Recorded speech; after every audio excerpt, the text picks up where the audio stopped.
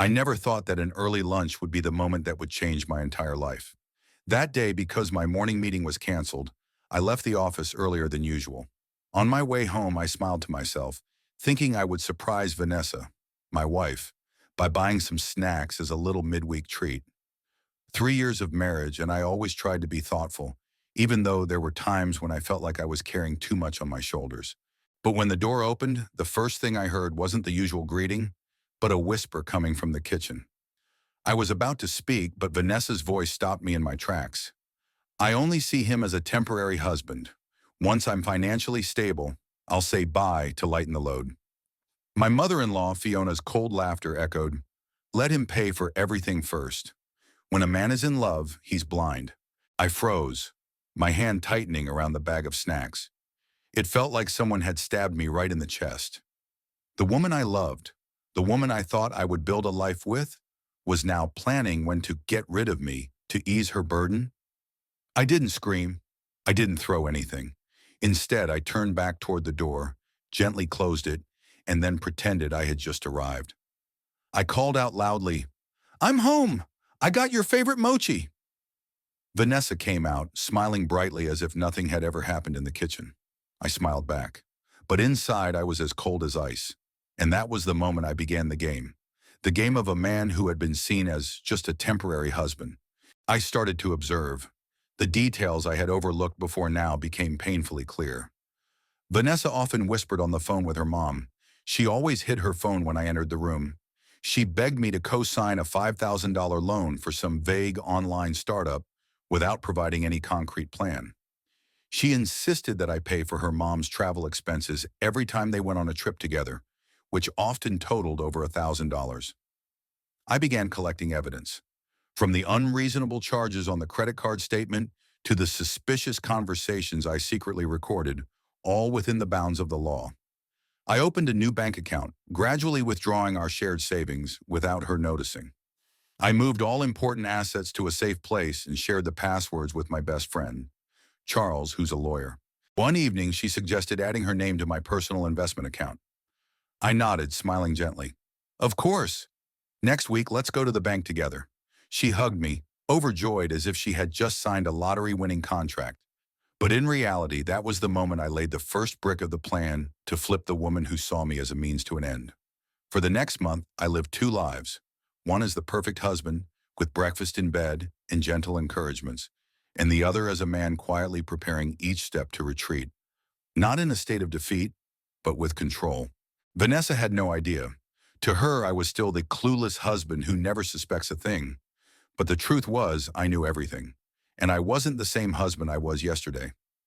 From the fateful afternoon I overheard the whispering between my wife and mother-in-law in the kitchen, my life took a turn. No more carefree days.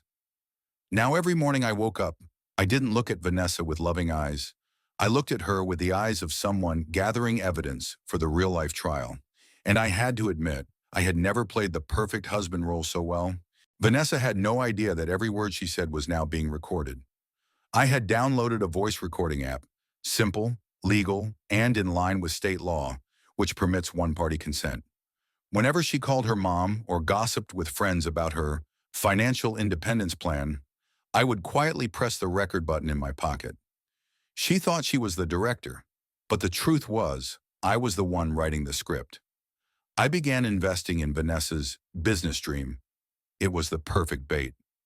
I offered to help her start an online store selling fashion accessories. All the money I gave came with legal documents prepared carefully by my friend Charles, a sharp lawyer. It clearly stated that this was a conditional investment, not a marital asset. Vanessa didn't read it closely as usual. She signed, smiling brightly, unaware that she had just signed an acknowledgement of debt and forfeited all future rights to our shared assets. Fiona, my mother-in-law, wasn't far behind. After a few glasses of wine, she let it slip to Vanessa. "Remember, you need to make sure it's all in his name. Just be sweet for a little longer." Her voice echoed in the recording I saved in my pawn pieces folder. Though I once loved Vanessa with all my heart, now, my heart had frozen over. Some nights I would lie awake, staring at the ceiling, hearing her gentle breath beside me, and wonder, Did she ever truly love me, even for one day? Then I remembered that line. He's just a temporary husband. And the fire inside me reignited. I didn't get angry. I didn't smash things. I just took action. I planned a special dinner, a place Vanessa had always dreamed of going, an upscale French restaurant famous for its foie gras and vintage wine.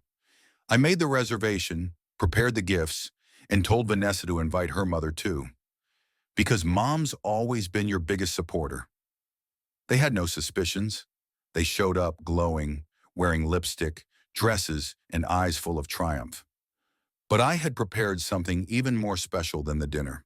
I had set up a script, a twist, where the two women, thinking they were playing chess, would get checkmated right at the dinner table. I never thought I'd be the kind of man who'd sit in a car for an hour just to calm down before going inside. But that was me that night. Vanessa had just sent a message. Everyone's here already. I'm about to open the wine. Her birthday party, an evening filled with candles, a custom-made cake, and all the friends gathered around. I had paid for everything. Even though I knew the truth behind every smile, every sweet thank you was a lie, I still nodded, still played the role of the perfect husband, because tonight, everything would end. I walked into the house with a perfect smile, handing Vanessa the big bouquet of flowers I had bought on my way home, followed by a gentle hug in front of everyone. "Happy birthday, my love," I said, and saw the victorious gleam in her eyes. Vanessa thought she had everything under control. She had no idea that from the moment I walked into the kitchen last week and heard her tell her mom I was just a temporary husband, everything had turned around. The entire evening I played the devoted man, pouring wine, making small talk, telling funny stories. Fiona, her mother, laughed as though I were the son-in-law she had always dreamed of. When both of them went into the bedroom to change for the after party, I went to the office where I had everything prepared. A printed copy of the bank statements with the secret transactions, screenshots of text messages between Vanessa and her lover, Vincent, the man I knew better than she thought, and a 7-minute audio recording I had carefully edited, capturing Vanessa telling Fiona, "In just a few months, once the boutique goes public, I'll leave him. He's got nothing attractive besides his savings account and his naive trust." I put everything into a black envelope, marked it for everyone, and placed it on the dinner table, right in the middle of the French wine bottle she loved most. When Vanessa and Fiona returned, dressed in tight dresses and sweet wood-scented perfume, I stood up and raised my glass. "Happy birthday to my wife, the woman I once trusted more than anyone." A round of applause followed. Vanessa beamed. I handed her the envelope and said, "And this is your final gift." That night I left the house I once shared with Vanessa. I didn't leave anything behind except for the divorce papers that were already prepared, and the recordings that were sent to my lawyer, the court, and close friends. Within 48 hours, the joint accounts were frozen, and all the money was traced. Vanessa had signed documents acknowledging that the money she received was not hers, which meant she could no longer claim any of the assets. Her mother, Fiona, had the bank seize the debt from the credit card Vanessa secretly used to shop under the guise of helping her mom. Vincent? He pulled out of the whole act after that fateful evening, cutting off contact, deleting his social media, and rumors spread that he withdrew his job transfer request because he was too hurt from being deceived. What about Vanessa? She posted a long message on Instagram. "Strong women sometimes get hurt, but we get up and move forward."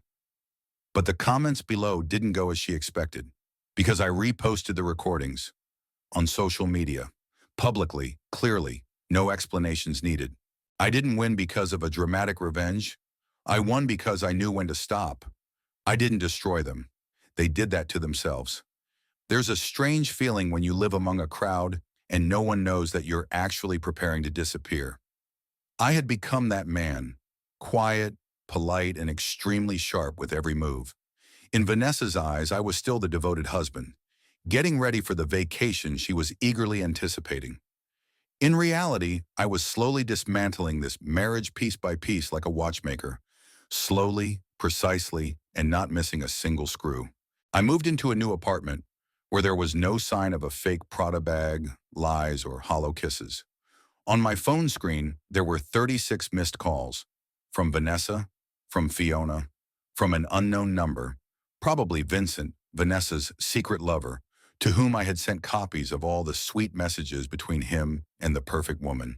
I turned off my phone, poured myself a glass of whiskey, sat down on the couch, took a deep breath. I was no longer the temporary husband. I was just me, the man who knew he deserved something better.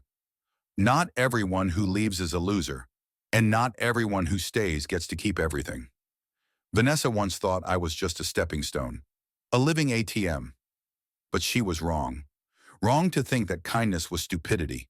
Wrong to think love was weakness. I didn't seek revenge to make anyone suffer. I just wanted justice for myself. If this story captivated you and you want to follow the journey of the husband once seen as temporary, don't forget to subscribe to the channel. Like and share the video and leave a comment. I'll see you in the next part. Thanks for listening to my story.